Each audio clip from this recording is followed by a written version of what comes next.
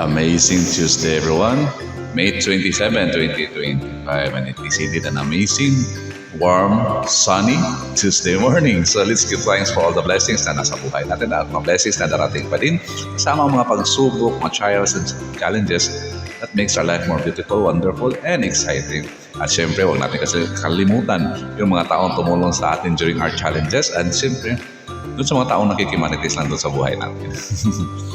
Shout out on kina Glenda, Glenn Snow, and Pucci, Marge Grace, Cecil Boris, Mama Lu, Luis and Susan, Jordan and Judith Sasil, Aldi Galvadores, and Janet Panaag, Enrique Arlim, and Dana Medina, Ruel Dakpa, si G. Almendras, Fernando Dandoy, Gilbert Ramirez, Sir Marvin, and si Sir Omar Bargola. Kay nabatindahan ni Papagsibigan, Jima David, May Gumayan, Mabel Andres, Elizabeth Guevara, Eileen Magla, Edge Macalinaw, and Glydion, and din sa lahat ng members ng The Order of the Nine Gates. Ripples of the day natin po is take control of your life simply by controlling your diet and controlling your body through exercise, breath, and focus.